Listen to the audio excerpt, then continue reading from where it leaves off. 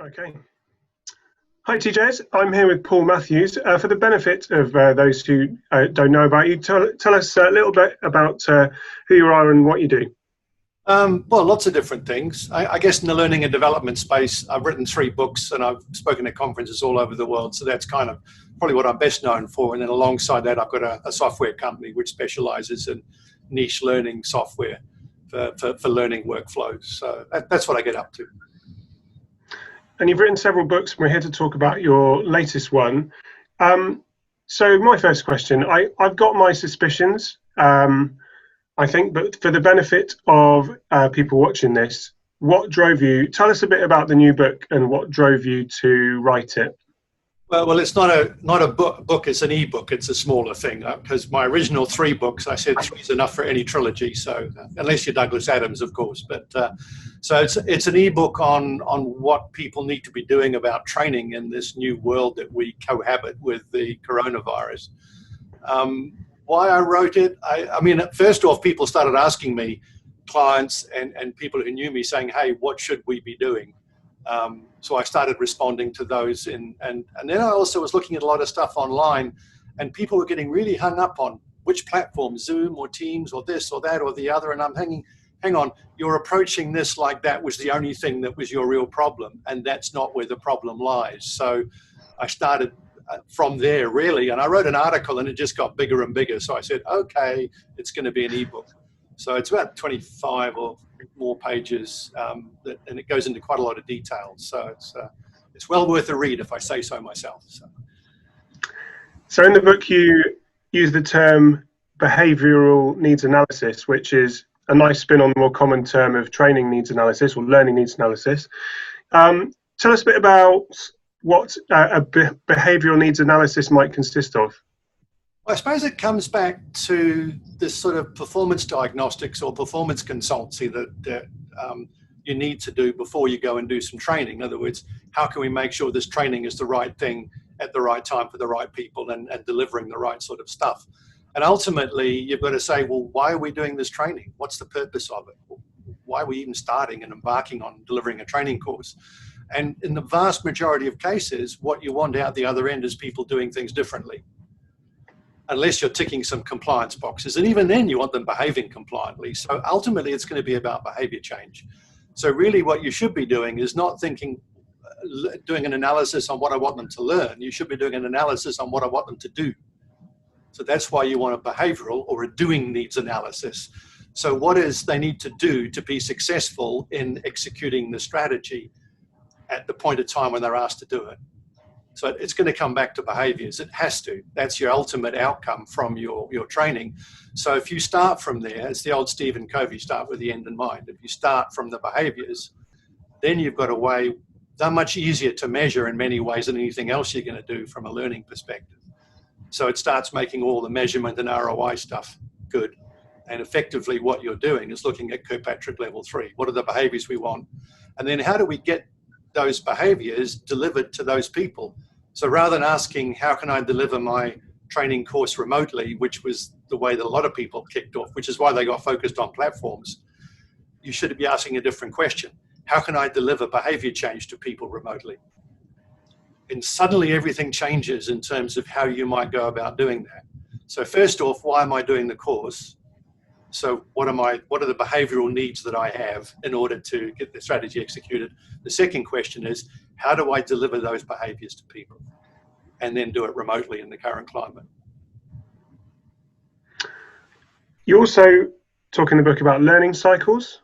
Do you think, this is a rather leading question, so feel free to rebuff it, but do you think that routine like this of a learning cycle of a week or so, or however long you think, do you think this may be beneficial to people who are looking to break up their work week with some more variety? Because obviously a lot more people are working from home now. You don't really have that delineation between, or as much between work and home life. And do you think a learning cycle could help with that perhaps? Maybe. I guess it wouldn't do it any harm, but we're not really, I mean, we're not doing it for that reason. When I talk about the cycles, like a one-day training course that was designed originally, well, hopefully it was designed to get some new behaviors, you might think to spread that out over several weeks, even several months. So the question is, how do I deliver those behaviors?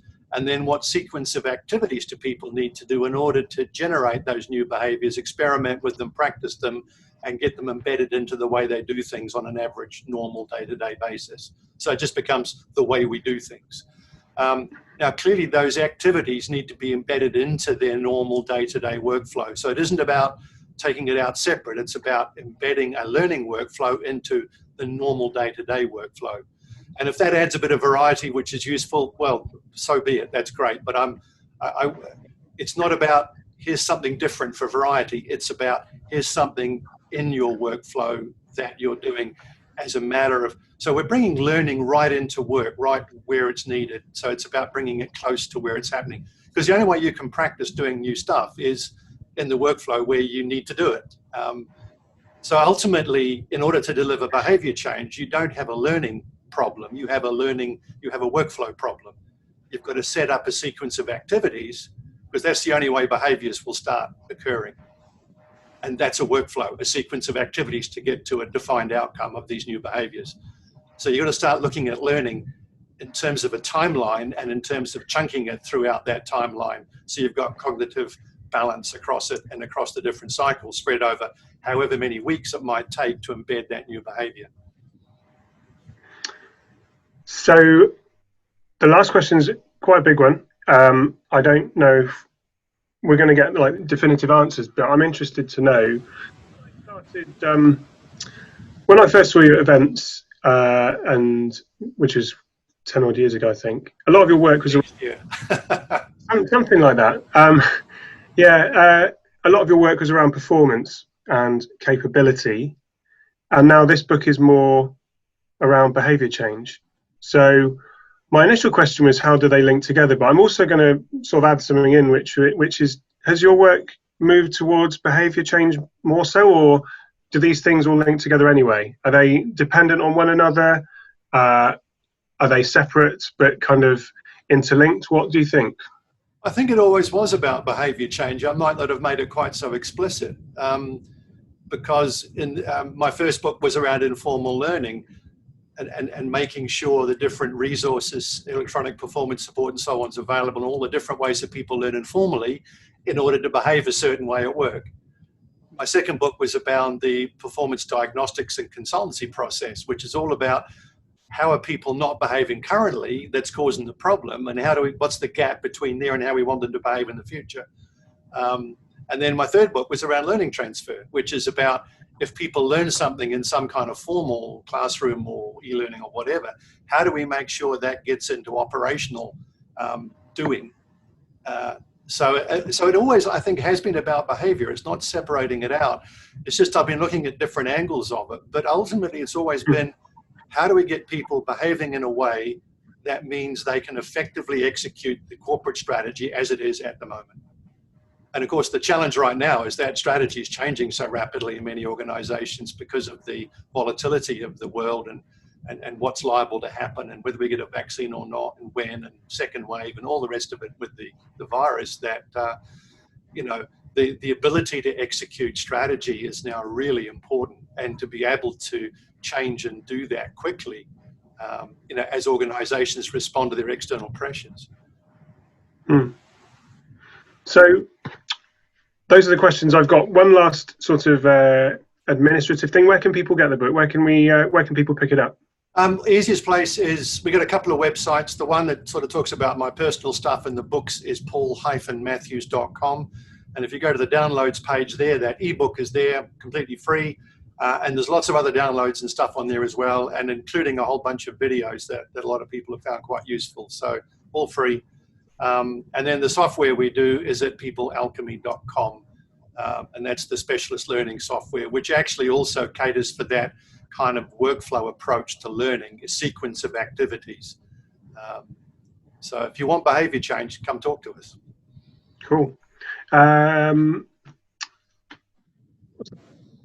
Apart from good luck with the book. Oh, what's next? What's next on the agenda? What are you going to focus on for your next book, or is that planning ahead a little bit too much?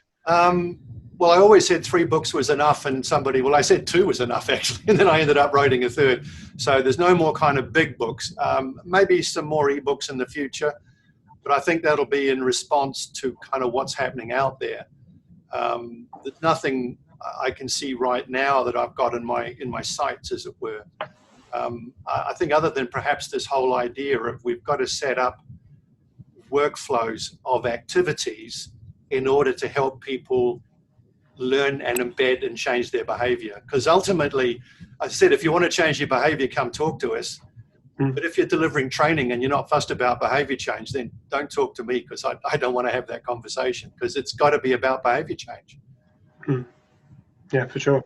Okay, Paul, thanks ever so much for your time. Good luck with the new book. Maybe see you at events in 2021. Hey, who knows? Well, hopefully so. I mean, I'm actually booked to go and do a keynote in Germany in November. Whether it'll happen or not, I have no idea. But fingers crossed. Yeah. So there's various events that are still in my calendar, but you know, some of them going out till the end of next year when they got postponed. So we'll see. Yeah, changing all the time. Paul, thanks a lot. Speak to you soon. You're very welcome. All the best. Bye then.